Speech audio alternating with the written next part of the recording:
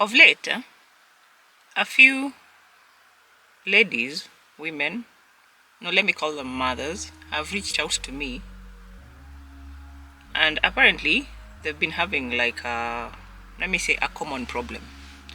So they would reach out to me and ask me to help them figure out how to start over in life, because something happened, things led to something else, and life just backfired. Stuff just blew up on their faces, and it's sort of like they're starting over. They don't want to start over, but life forces them or forced them to start over. And a lot of them, when I listened to them, they sounded lost, like people who are giving up hope. And I noticed it's like a pattern, because most of the things these women were saying or talking about, some of it is something that I've experienced as a single mom, as a single parent. Sometimes you think you're on a certain path, you're walking, you think you're building something, you're growing towards something, and then it just backfires on your face. And now you have to, it takes you like so many steps back, and you have to figure things out again. I'm here to talk about that. Stay with me.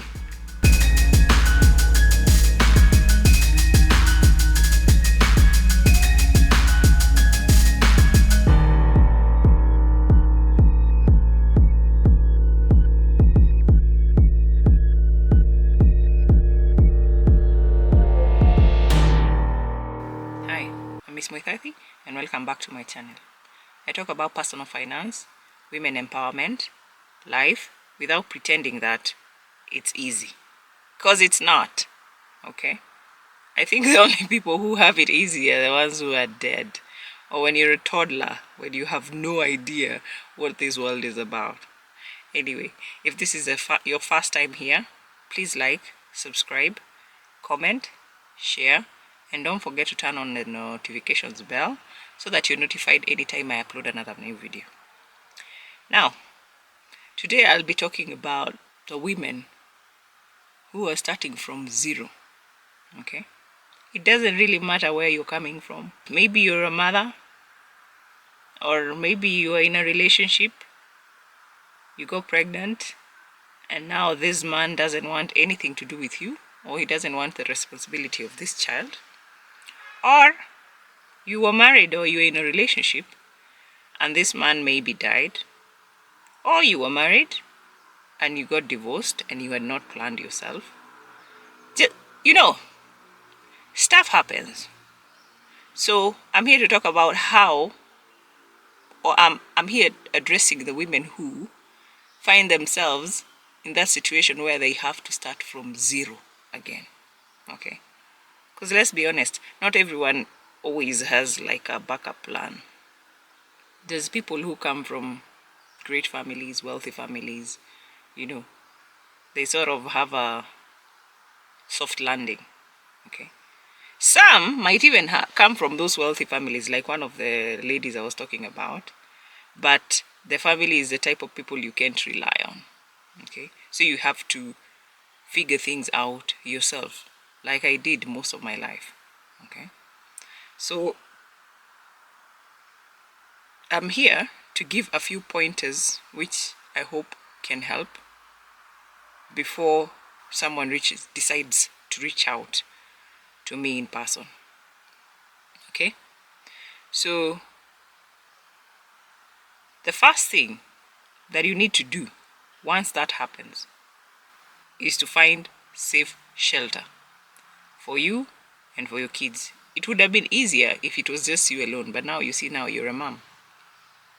You need to figure that out first. Okay, there's people who would go to churches. There's,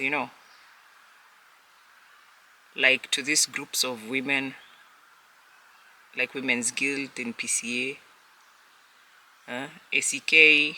There's also groups of women. But you can go home also. You should never have a problem relocating. Yeah. Especially when life hits you hard. Sometimes you gotta start from scratch. You have to scribble everything that you've done and you go back to square one, which is relocating or moving back with your parents. If you don't have parents, maybe a relative. If you don't have a relative, a friend, there's always someone. Okay. In my experience or what I've seen, if you don't have anyone, a friend or relative, or you really, like me, I wouldn't go. I'm sorry, this is my personal experience. I would never seek help in a church because they never help. They just tell you they'll pray for you and they don't do much about it. But you see, I'm talking first-hand experience. I've received a lot of help from the ghetto, from the slums, than from wealthy people. I don't know why that is, but you see people who actually wanna suffer, who live hand to mouth. They don't have a problem sharing food with you that they've struggled to hustle for. They don't have a problem making space for you to sleep. They don't have a problem sharing stuff with you. But when you go to these wealthy people, they have a problem with even sharing a packet of milk with you. They will tell you, you're struggling, they will tell you to make an appointment to go see them. And you're struggling, mind you. So you need, for me, that's what I'm saying, put into consideration experience you've had with people around you. Okay? If you know people who are wealthy and don't mind, then you can go ask, talk to them, tell them at the moment you need a shoulder to lean on. Okay? So figure out how you're going to get shelter for you and your kids first, before anything else. Okay? You can leverage women's groups and churches. Okay? And don't be afraid to talk to other women. Even in open air marketplace, talk, speak out your problems. There's always someone who's willing to help you. Okay? Don't make the mistake of keeping quiet and not sharing your problems. So, talk to fellow women. If after all that it doesn't work, you can go talk to your local chief and tell him you need housing if it's that bad. I'm sure they can figure out one way, something, a temporary housing for you and your kids before you figure things out. So my biggest advice for you would be, avoid staying with men. Avoid it at all costs, because you'll pay for it eventually. In bad circumstances, even your children pay for it. So avoid men you don't know, and avoid weird relatives. That's how. And this is because single mothers, or women, are at a higher risk of being attacked, being raped, anything. And we live in an era where femicide is on the rise. These are not people who will understand that yet mentally you're not okay, you're struggling. So as a small misunderstanding, something small, and people are sick out here. So you're safer when you don't put yourself in the hands of men, especially your kids, or these weird relatives. Okay? So you avoid being exploited or being abused just because you're homeless. Women networks are safer. That's why I said go to these open air markets where women are, even these mitumba areas where women are plenty. People tend to spread rumors that women, we hate each other. But imagine deep down, there's good women out here. Me, I've received a lot of help from women who don't even know me, strangers. And they didn't ask anything in return. Some of these struggles, you only get to know them if you're a single mother. Otherwise, you would just think of them as ngano. Where? The extremes and the extents and the fear that comes with it, the worry. It affects you mentally. but stay strong. Okay? Women are more likely to offer supportive temporary shelter. And the good thing that comes with these women is most of the time, this comes with shared childcare. Okay? So focus on shelter first. After that, depending on the age of your children, you can look for, you can now start thinking about child barter. Okay? Don't look at it as a barrier, but as a currency. This can look like looking for mothers like you, okay, who maybe are struggling with something else. You can find a mother who maybe has a job but has a problem affording childcare. So you can trade places with her. For example, when she goes to work, you can choose to take care of her kids, and when she comes back and you have to go to work or you have to do something, she can do the same in return. So you watch each other's children as you work. Okay? This can even happen in market stalls. Yeah? You know, the good thing about this, that's why I love businesses, is because you are your own boss. One of the reasons as a single mom I loved biashara or business is because I could go with my child to my business. I was in control. Okay? And like being employed, you can't, although nowadays big companies allow, sometimes they have spaces for kids, but I've only seen that in a few companies in Kenya and mostly abroad. Okay, but anyway, that's one of the advantages why you would see a lot of single mothers opting for biashara rather than being employed. That's because I can go to work with my child. Okay, and it's not a problem. So find such women, okay, where in dire need, if you really need to leave your child somewhere, maybe for a few hours, maybe go for an interview or go to the market to buy something, you can leave your child with this mother, okay, this woman. That's the only way childcare will stop feeling like a burden. Interact with these women, find these women, okay, but also be willing to return the favor so it becomes a tradable asset. This way, you free each other's time without money. Okay? You're doing is like barter trade ya kitambo. Huh? Do me, I do you. You do me a favor, I do you a favor. No money is involved. Okay? Even when it comes to food, when that child, how much children don't eat a lot, unlike teenagers, or unlike adults. Now, after you've settled that, you can start figuring out things like small businesses you can do, like home production, market-linked home production. This can look like, you find out what it is that you're good at. There's people who are good at cooking. There's others who are good at baking. Like me, I'm good at baking. There's others who are good at cleaning.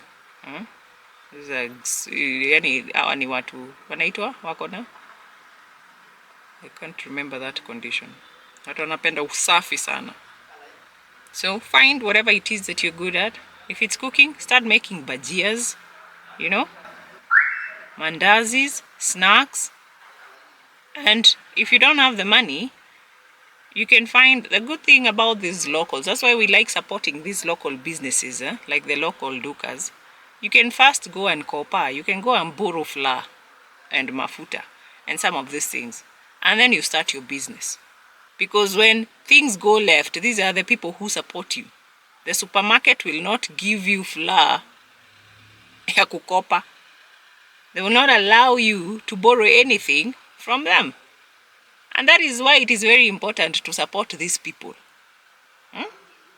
Achanga kudharau hawa watu wa duka ndogo ndogo. These are the people who come through for you. You go, that's what I'm saying, being a single mom. You're the only person who can understand your fellow single mother. There was a time, I think my daughter was in class 4 or something. I didn't have a job. And so schools opened. She went to school. I was still looking for a job. Eventually I got one. But now you see, with being employed, you have to stay for a full month before you're paid your salary. Now this school, imagine, they called me, they sent my child home. So I went and tried to talk to them, and I told them, now I got a job, just give me 1 month. After 1 month, when they pay me, I'll pay the school fees. Imagine they refused to listen to me. Sasa, this is school fees. Ebu imagine if I didn't have a shopkeeper around me who would understand me. Tell me how I would have survived that 1 month. Thank God there was a shopkeeper, there was a shop around us, and the lady who was tending to that shop was a single mom. So she would understand me. But my daughter stayed at home for a whole month until I got paid for her to go back to school. Huh? It was a weird, horrible moment. I don't like even talking about it, but anyway, it's in the past now. So that's the importance of having, or supporting local business or local biasharas, these shops. It's not every time at you shop in supermarkets. These supermarkets will never come through for you when you're struggling or on your lowest moments. Okay? I think I've drifted a lot. Anyway, go copper those things that you need to start your business from your local shopkeeper. You've seen people doing eggs, smokies, stuff like that. Cook them.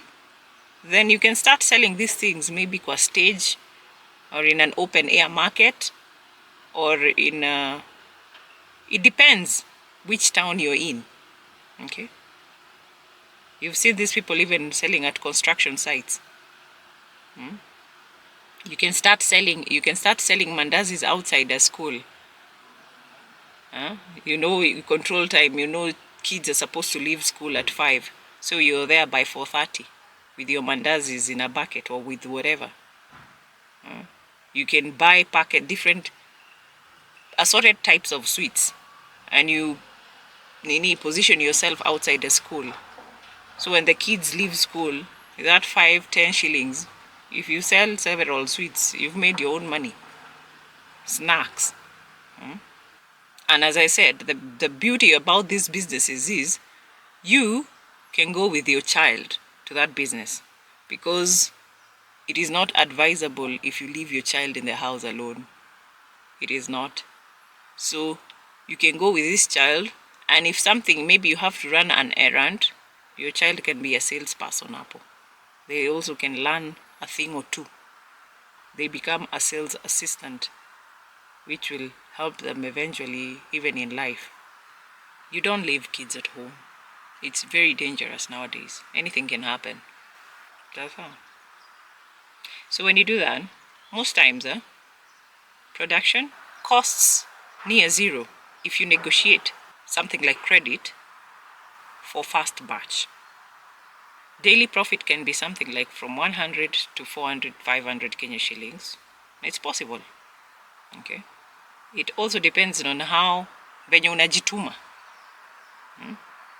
You also need to be, this is a moment where you have to be very, very serious with your life.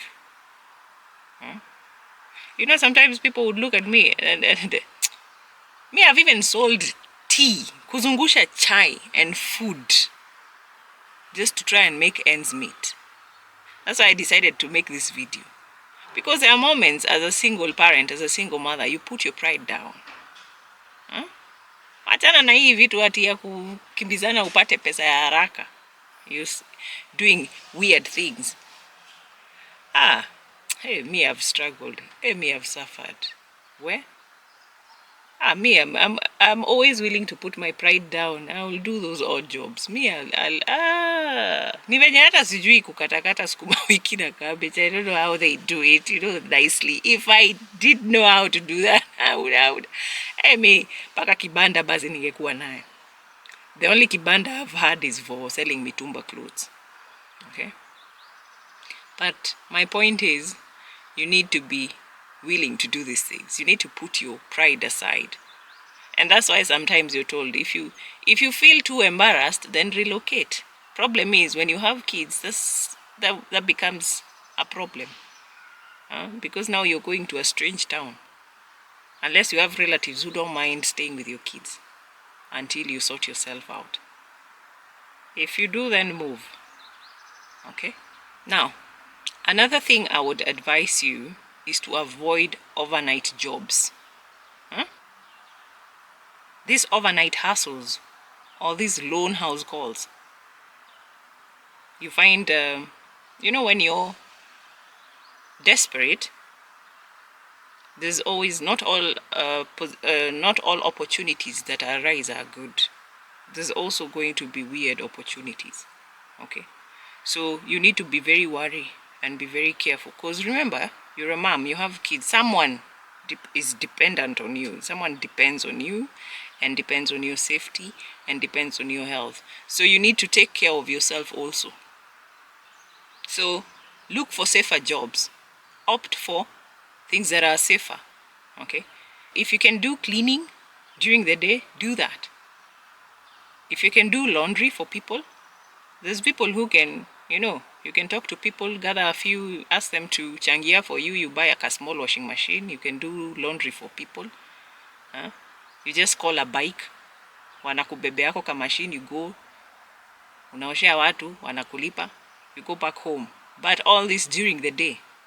If you decide to cook for someone, if you decide to be a private chef, you cook in public or you cook at your own place and do delivery. If you're cooking at their place, make sure it's a family. There's other people. It's not just men in that house, because that can be very dangerous. They can even look for something small, you disagree, and it's a problem. We are also considering there's a high rise of femicide in Kenya. So you need to protect yourself from such things. If you really have to go to their houses, you go to houses that there's only women. So you target women-only clients. But it's not because you're being biased. It's for your safety and for the safety of your kids.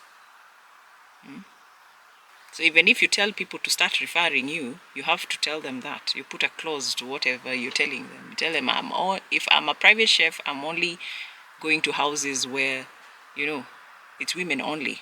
Or if there's men, it's a family. Okay? There's women and girls in that house or in those premises. Never go to a man's house alone for work unless you're doing other shoddy things, of which I am not addressing you. I'm talking to the women who hold their values in high regard. Okay? Because let's be honest, there's women who are willing to do anything and everything just to get money. Well, I'm not addressing those kinds of women because actually, they wouldn't be having problems with money. That's how. I'm talking to people who have values, who are not willing to compromise their values. So don't go to a man's house alone in the name of work. You'll be endangering yourself. No matter the pay or the promise. Especially, these are the people who will promise you high pay. You'll feel enticed because of the problems you're going through. But just remember, that can be a trap. Okay? When the deal is good, too good, think twice. Take everything with a pinch of salt. And always put your children into consideration before taking these jobs. Remember, desperation increases vulnerability. The more desperate you are, the more vulnerable you are. Okay? And that's why it's good. Although even women, you need to be very careful. There's women who work for men. There's women who hate their fellow women. They'll even sell you out. There's a moment a woman tried to sell me. So be very, you need to be on guard. I will not tell you all women are good. Some women are bad. Okay? Some women will sell you out. Even saw that BBC clip in my Mahue where it's women who are selling children. Okay? So you need to be on guard. I'm not saying all women are good. There's women who are evil. There's women who will try to sell you or try to sell your children. So you need to be very careful. If you can be able to go to with your, you start your own kabiashara. If it's selling metungo, boiled maize, if it's selling ndoma and ngwashe, things that you can go with your kids, places you can go with your kids, do that. Okay? That way you have constant monitoring of your children. Okay? Or for your child. You can monitor your child at all times. Sawa. Remember, Kenyan news nowadays is full of single mothers or girls disappearing after private job calls. So be wary of that. Safety over speed. Okay? Usikuwe na mbio sana ya kutafuta pesa mpaka you forget, taking safety measures. Don't be too hungry for money that you no longer care about your safety or the safety of your kids. That would be wrong. Okay? Now, if you can, find time and search for gender-first government programs. Okay? These are programs that support women. Okay? These are programs that support children. Look for such things. Gather information. You can register for things like Inua Jamii, Women Enterprise Fund, or whatever it is that is working. And you can try and get this information through your area MP's office. Okay? And since you're starting from scratch, join SHA and list yourself as a vulnerable household. Don't be embarrassed. I always say, when problems knock at your door, you better put your pride aside. Shida haitambui kiburi. And ukiwa na kiburi, nobody will be willing to help you. Sawa. Maybe you are married, and in that marriage, you guys were covered by your husband's insurance, whatever medical insurance. You guys used to go to Aga Khan, Nairobi Hospital. And maybe you're the type of woman who didn't plan themselves. Now you're divorced, you have to start from scratch. You have to start, using your small savings, you could only rent a single room or a bed sitter. And maybe you have 2-3 children. All of you must fit in that space. Well, when I was growing up, I saw a mom who had 5 daughters. They were living in a bed sitter. Funny thing is, they were so happy. I spent most of the times with them. Small house, congested, but they were happy. But I came from a very kwetu nyumba ni kubwa, lakini story for another day. I don't want to talk about it. And that's why I said there's some things, there's there's things I would say only a fellow single mother or single parent would understand. The rest, it wouldn't make sense to them at all. No matter how I try to explain it, they'll never see things the way I saw them. Anyway, go register for those things I've mentioned. And this is because most of them are designed to support people. Because nowadays there's also men who have dependents. Okay? So take advantage of that. Okay? That's after you've started settling. You have your small business that is running. That's how. Even 2,000 goes a long way in a month. That's how. This is the time where you appreciate even 500 Kenya shillings. Even 200 Kenya shillings. That can be able to buy a packet of unga and some greens. You're done for the day. So when you get something like 2,000 Kenya shillings from these funds, it changes survival math for you. So take advantage of that. Another thing you can start doing is market stall borrowing. This is in Kenya mostly known or commonly known to be used by it's the mama mboga route. This is where you ask like a mama mboga somewhere around, kwa soko. Go ask a mama mboga if you could share space with her. Kama anaweza kusongea, if she could squeeze a small space for you. so that you can be able to sell something, if it's vegetables, whatever, onions, from a corner of her stall, in exchange for something like sweeping, cleaning up her space, in exchange for something. That way you can keep 30% of the sales. And this is viable because, one, you will not pay rent, zero stock cost. So whatever it is that you're selling, you're getting it from same place, or even from the same mama mboga you're asking to squeeze for you. So it's an advantage because you learn the skill, you learn the business from this woman while your child plays nearby. So, and don't feel bad about it, because a lot of single mothers started this way in Gikomba, in Kamukonji, in Kawangware, in all those big mitumbas or those big sokos, in Karatina Marketplace, those big places. Most of these women, that's how they started, and most of them are wealthy. They are doing well in life. Okay, so don't let pride stand in the way. If you talk to these women and you listen, you ask them, how did you start?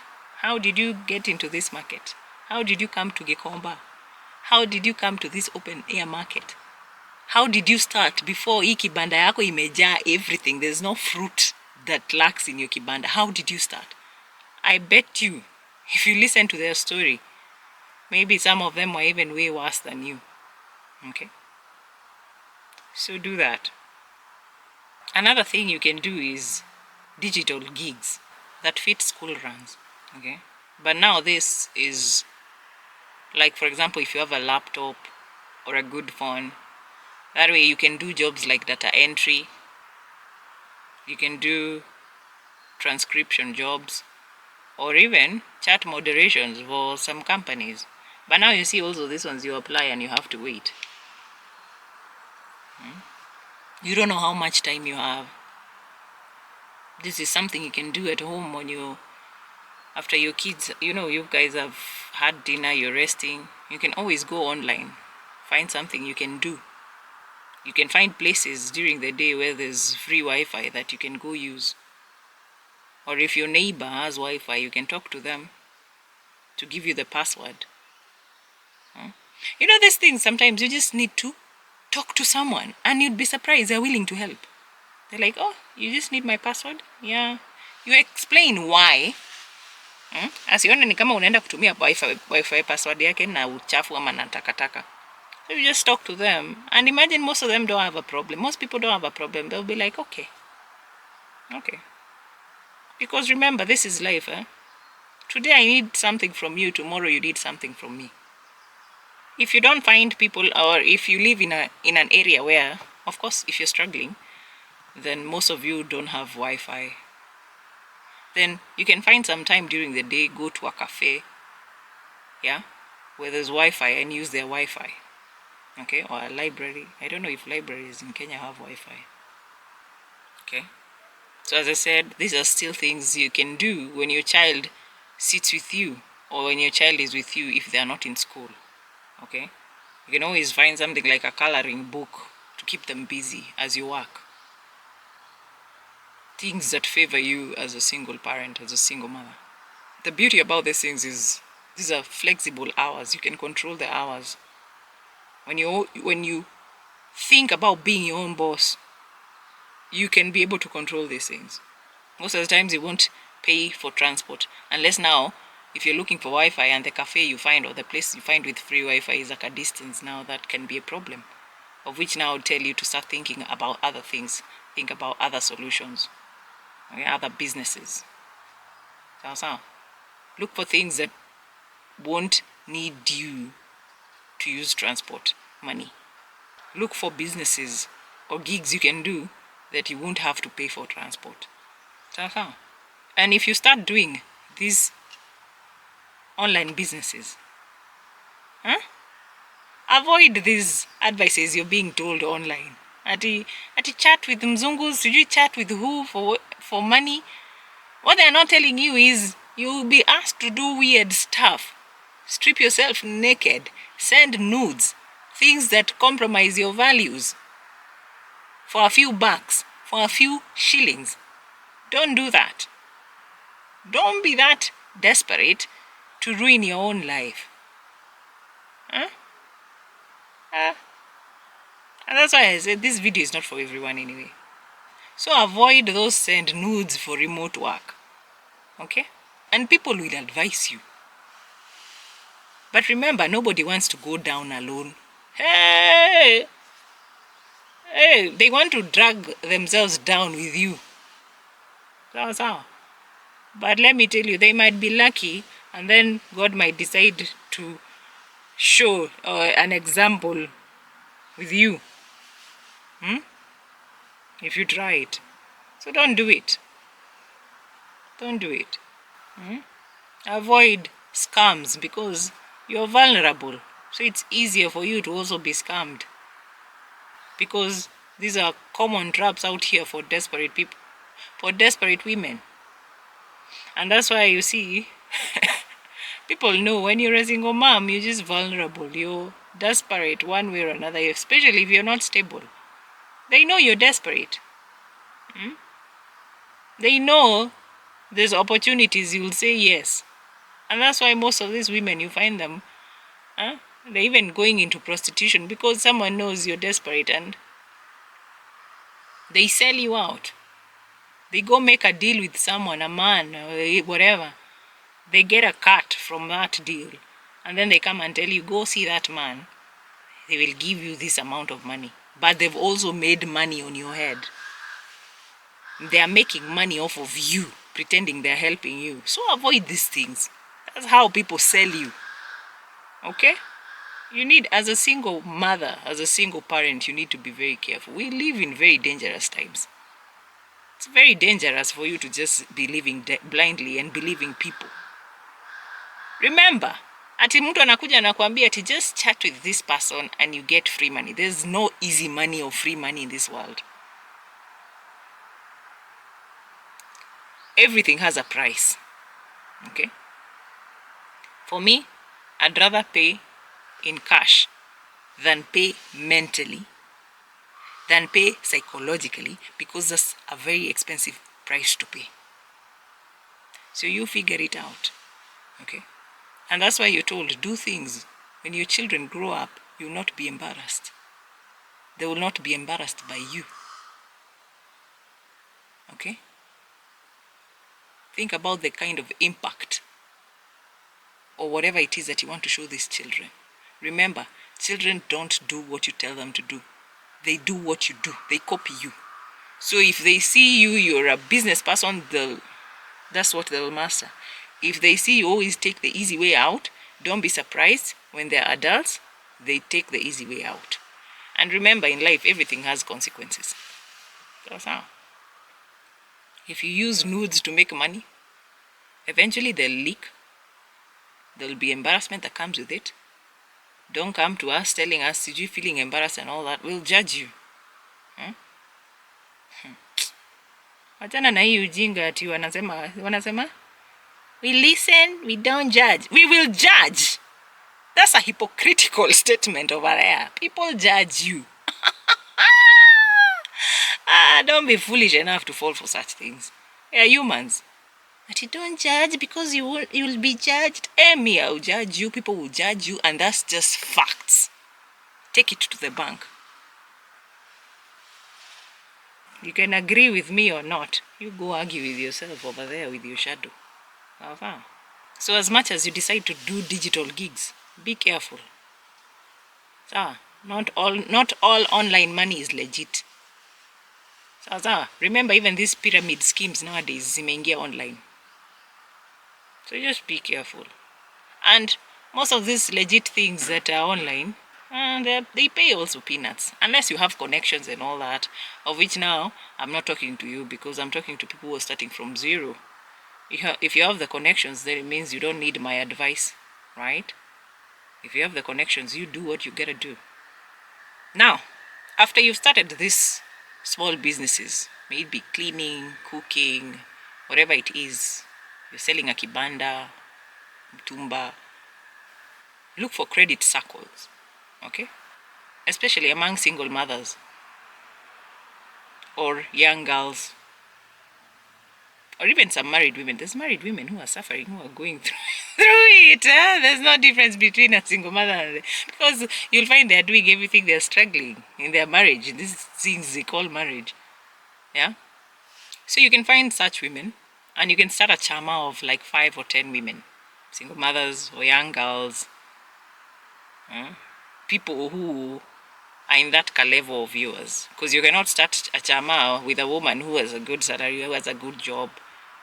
Because maybe they are able to chuck 1,000 bob, and you want a chama where you can give 50 shillings or 20 shillings or 100 bob.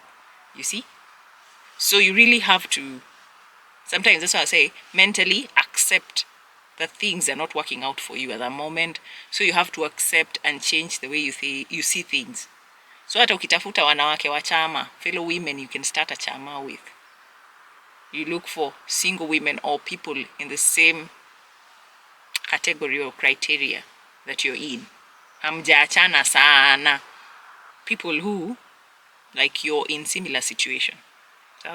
Then you can decide, each one of you, to be putting 20, 50, 100. You guys will decide, depending on, you'll talk. And then you'll see how much can we all be able to get in a day. Then you can do that. You can be putting aside that amount of money every day. If it's 20 shillings, 100 daily. Okay? So if there's 5 of you and you remove 20 shillings, if one person is given that money, the rotate lump sum in a week, that's 700 Kenya shillings, right? Right? That can be able to buy you food, or it can help you pay for daycare, or it can solve one thing, I'm sure. It might look kidogo, but it can help. If you're squatting with someone, if you're living with someone, you can help.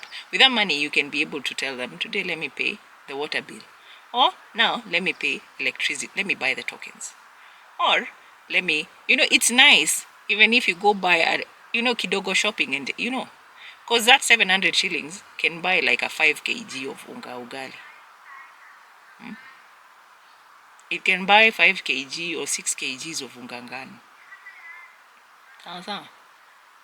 So whoever you're living with, or if you're living alone, when you buy that, you see itakuskuma skuma. It will take you a few days. So stop looking at it as kidogo money. You see pesa kidogo. So start a chama. Look for people. Start those small things. Okay?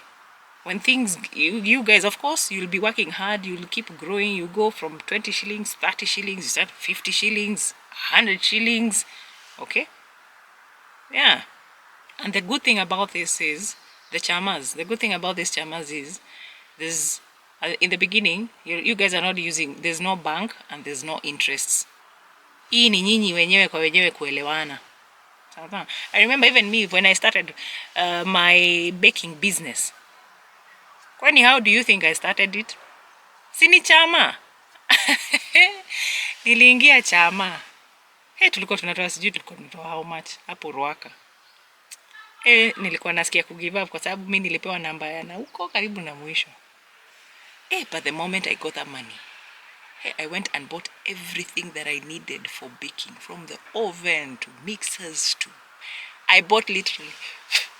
And now, as I started kutoa hiyo pesa ya chama, I was going online. I learned about baking. I learned about everything I know about baking. I learned online from YouTube. If you go check my video yesterday, I was talking about how, access to information. Most of the things I learn, answers I get from YouTube. Imagine that's how I started my baking business. Okay? So that's why I say it depends. Don't limit yourself. Even if you start this chama, know why you're starting it. Have a plan in mind. Because haiwezi kuwa tu every time unatoa pesa ya chama ya chakula tu.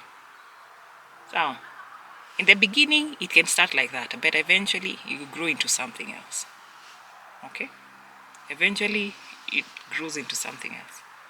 So yeah, And the good thing about this chama and these women you start doing this with, you build trust within each other, within yourselves, and you need trust. And these are the same women you can be doing. You can even decide with the money you changa, mufungue like a baby care, a daycare, yeah, a daycare center. And then one of you, maybe who is jobless, can be employed there, can be looking after kids. You can decide whatever business you want to start. Remember, 2 heads are better than 1. That way, that's the only way you can build trust with each other. Mnaanza kujuana. And in case of an emergency, you have people you can rely on. In case of emergency cash. So they can be able even to raise money for you because they trust you, they know you. Don't involve men. Men are not involved. This is strictly women. So personally, that's what I would do. Okay? Which brings me to, you can only do that when your pride is, you cannot, you do away with pride. Okay? You have to do away with pride. Put it aside. You have to do something about your life so you don't become depressed. Now, what not to do? Let me give you a few hard truths. Because now I've told you what to do. Although I've mixed a little bit of what not to do huko ndani ndani. Let me repeat again. What not to do. Don't move in with a man promising to help you unless you're legally married or you guys have a written agreement. Okay? Of which even nowadays marriage is not that safe. We've seen men killing their wives. We've seen men killing the mother of their children and killing and finishing the children. But still, don't move in with a man unless you're legally married or there's an agreement. Sasa? 2, don't leave your kids with strangers. Even if these strangers help you, make sure you can see your children. You're always with it. If you have to go somewhere, go with your children. Okay? Don't leave your kids with strangers, especially for a low-paying job. Your low-paying job, because if it's low-paying job, it means I need to come there with my child. Yeah? Go with your children. There's perverts out here. People are sick in their heads. You see people out here raping children and killing them and throwing them in pit latrines and doing whatever. If a grown man, a father, can rape the daughter, what do you think a stranger can do? And this is not their blood. Be very wary. That's why I say you need to be more careful. Take care of yourself and take care of your children. Remember, your children are more vulnerable than you. They don't know. Okay? So don't leave your kids with strangers. Number 3. Guy, don't take loans from Shylocks. Guy, unless you want to die from stress. Don't take loans. Hawa ndio wale watu wanakujaga wanabeba kila kitu. Ati those small few things you think you have, they will take all of it. Utabaki. You live your life starting from scratch. Every time you'll be starting from scratch every time. Why? Because you're dealing with Shylocks. Avoid those ones at all cost. I'd rather you go sit on the streets and become a literal beggar. Tell people, start begging with a bowl. Because people will, whatever you get, they will not expect it in return. If someone gives you 100 shillings, they've given you roho safi, wamemaliza na ameenda. I'd rather you choose that if things become extremely worse than go for Shylocks. Okay? Or even these mobile loans, they're very dangerous, especially if you don't have a job. If you don't have any source of income, don't go for that. Don't go for them. These people are known to harass people. They will harass you. They will embarrass you. What is the embarrassment you have because you're struggling, or you divorced, or you were kicked out, or because you're suffering because you're a single man, you're looking for it. Wachana na hiyo. They will embarrass you on top of that. cherry on top, kind of embarrassing. The embarrassment that everybody sees.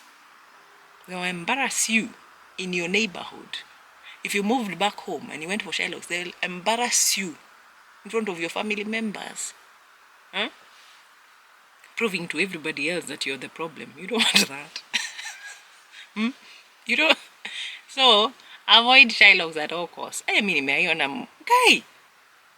Aki, you know these people, when they taha you, when they come for you, guy, Aki, they don't leave anything. Wanakwatianga tu makaratasi. You see the way a house is left when people move out. They leave you the junk, the takatakas, the empty vibuyus and makaratasi. That's how they leave you. So, Aki, don't go for Shylocks. Aki, eka pride yako tu kando. Omba watu. Ingia kwa simu yako, anza kuomba. Nisaidie 200, nisaidie 500, nisaidie 1000. You know. That is even better. Hiyo ni afadhali hiyo aibu kuliko hii ya Shylocks. Okay? And that's why you're told anyway, choose your weapon of embarrassment. I would not go for a Shylock. So, I'll also advise you not to go for a Shylock. And finally, don't sell sex for quick money. Women, young girls, mothers, don't sell sex for quick money. Don't sell your body for quick money. And this is because, as I mentioned, it introduces safety and health risks that will destroy your long-term stability. You imagine that you go try it for one day and then mtu akuambukize disease and you have to keep swallowing drugs for the rest of your life. Now you have double portion of problems. Huh? You go do this, mnaenda, you disagree, maybe someone start requesting something you guys didn't agree and you refuse, and they kill you and your kids suffer for the rest of their lives. Why? Because of smacks. Don't do that. Don't do that. Although we live in a time where that is sold as the easiest, you know, ati mwanamke unaambiwa unalala njaa. Even there's some men who are shameless. They come and tell, if I was a woman, I would give every man. I would sell it very expensive if I was a woman. But they are not women. They are not women. That's just the tip of the iceberg. Huku chini, they don't know what. Please. There's also women who think that because they slept with someone and they gave them I don't know how much money. Don't think that because it happened to her, it will happen to you. And maybe it even happened to her just one time. It doesn't mean it happens every time. Remember, in life, people show you what they want you to see. They will not show you the reality. Until you get to know them in person, that's when you realize whatever it is that they're posting or showing is for show. In reality, their lives are not like that. So don't stoop that low, because that's stooping low. Pana. Mi kuna vitu zingine, by the way, mi will disagree. I will disagree. Don't do weird shit. These things, the price for these things are expensive.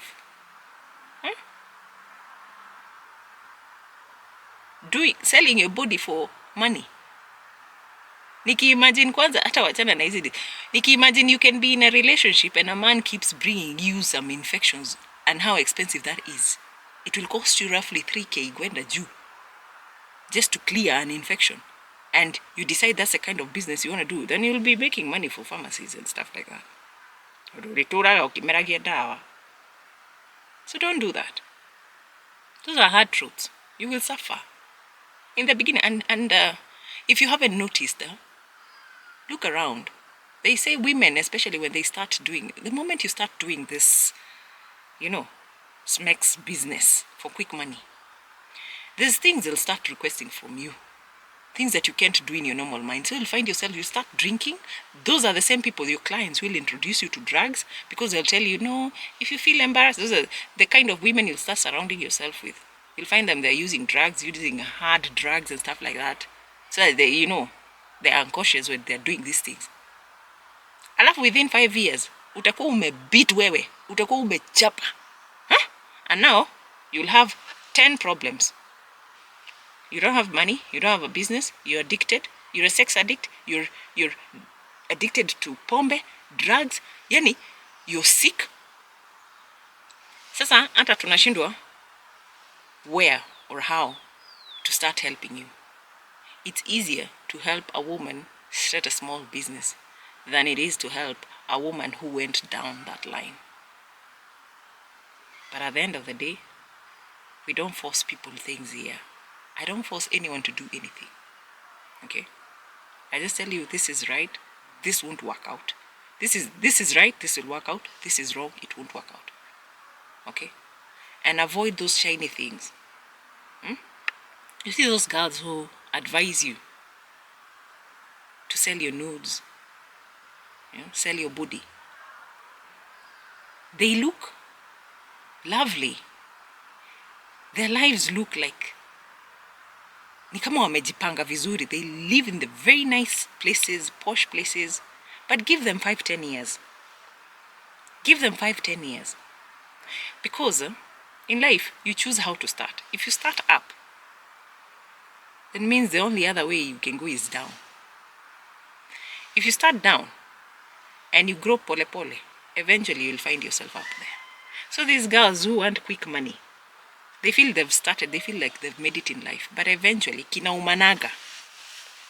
Eventually, kinaumanaga. And if you think I'm lying, do your own research. Do your own research. And men will advise you these things because they benefit. Men don't mind sleeping with you. They will sleep with you, use you, dump you, go to the next. Remember, beautiful girls are born every day. Hata wajazaliwa. Kuna kasichana karembo sana katazaliwa next week. And men are waiting for them like this. So don't take care of yourself. Don't ever sell your body for quick money, no matter the situation. As a grown woman, eventually, I'll be honest with you, it will cross your mind. Especially when you go out or in a circle of friends and one of your friends or one of the people you know does that, it will cross your mind. Hey, you'll be tempted, but don't fall for it. And if you really value yourself, imagine even if you try, you won't be able. Utashindwa tu anyway. So na wanda tunasemanga vitu zingine ziko na wenyewe. Kuna wale tu watu, that's who they are. So even if they get married, you just pity the husband because that's who they are. Okay.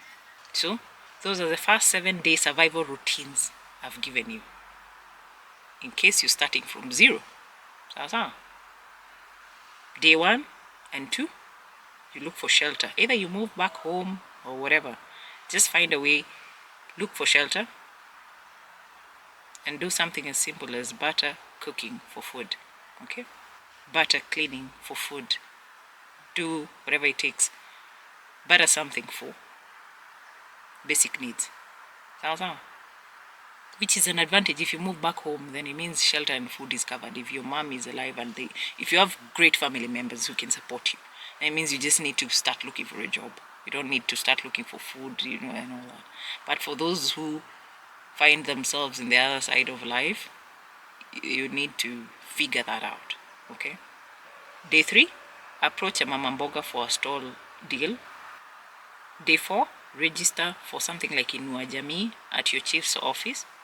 Day 5 and 7, make things like mandazis on credit, sell them at a stage, save something from 100 to 200 or 300 Kenya shillings a day. And by day 7, you have shelter, a food base, and a daily 100, maybe up to 400 Kenya shillings routine. Okay?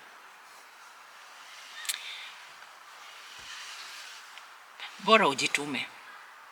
But don't give up. Remember, you're not the first one to go through these things. And you won't be the last. You just need to find your own way.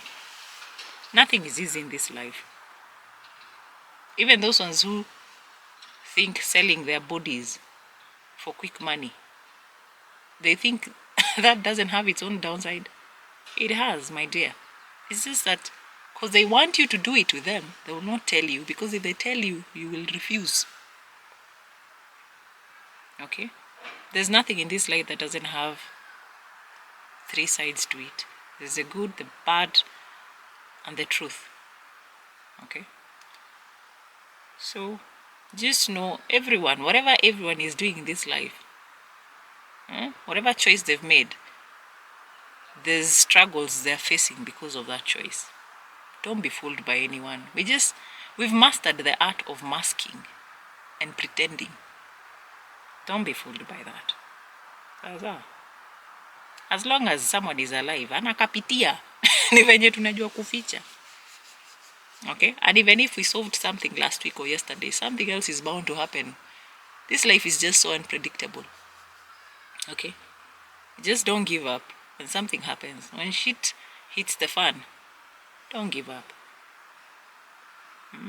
And be open to these things. Hata these odd jobs, usizidharau.